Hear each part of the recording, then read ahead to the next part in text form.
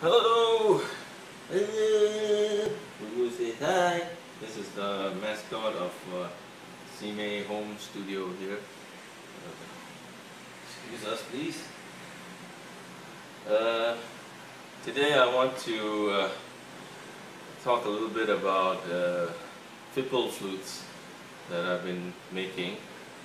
And a fipple is a hole on a flute, obviously, that is chamfered. It's sort of like this, yeah? So the air comes in and it splits, and that's why you get vibrations inside the tube, the hollow tube. Make sure it's hollow, yeah. And make sure that one end of the flute is acoustically sealed. In this case, this is a bamboo. It's a dried bamboo that's used for hanging clothes, and cut it into pieces, and one end happens to be the node, so it's just a natural automatic acoustic seal, and obviously the other end has to be open, right? And the sound primarily is generated at a fipple. So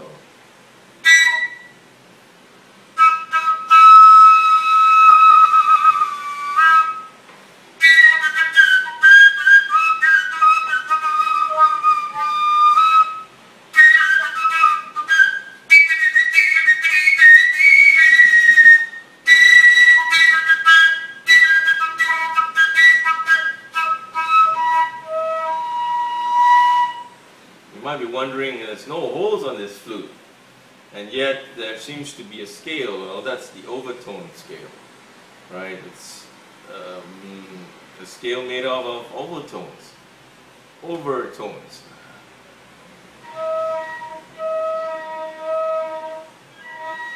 If you blow really slowly, softly,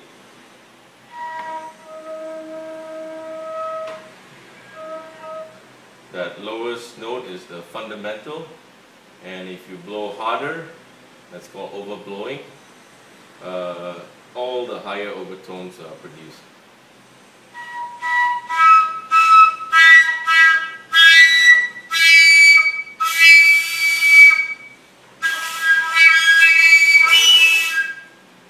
Takes a bit of effort to produce the third octave overtone, but there it is.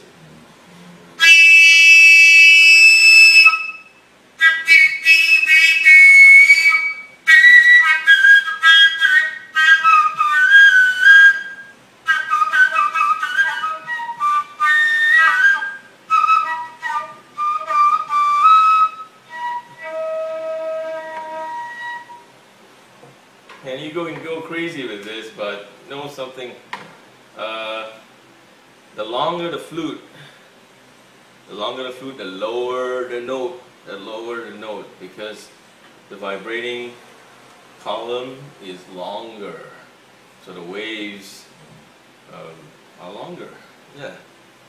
So again, you've got to seal up one side of the flute, yeah.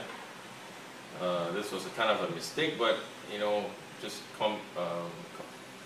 compensate for the mistakes all the time, because this is, after all, this is just DIY. Use a rubber hose. One thing about the rubber hose is that, and the stoppers, is that you got to super glue it into place, or else, you know, your teeth, or you might get knocked around. And once those things move, the sound changes. So it's very important to make sure that these are very rigid and in place. And of course, don't blow the flute when the glue is still wet. That's gonna be one heck of a bad trip.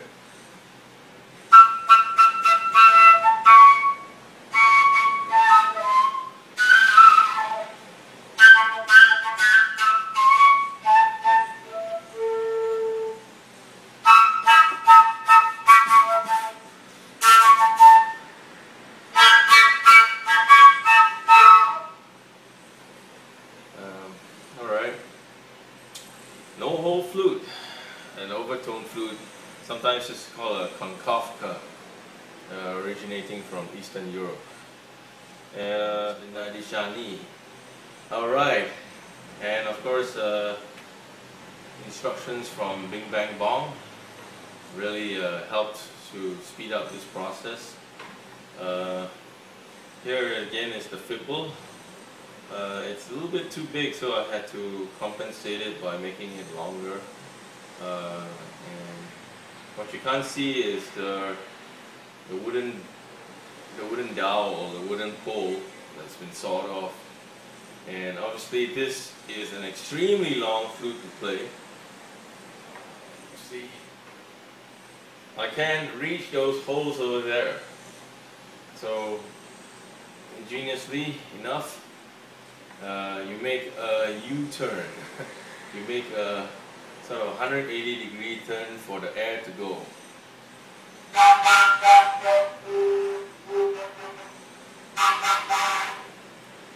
Sometimes it's a bit cranky, this flute.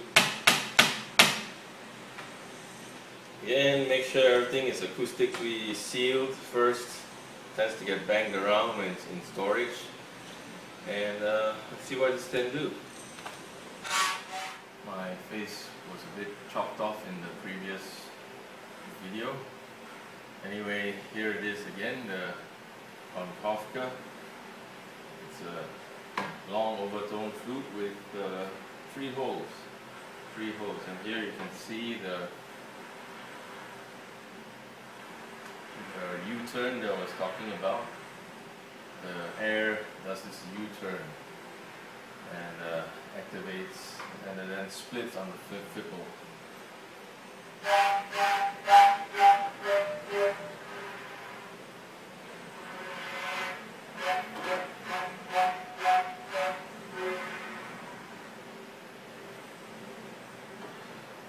Quite a stretch with those holes.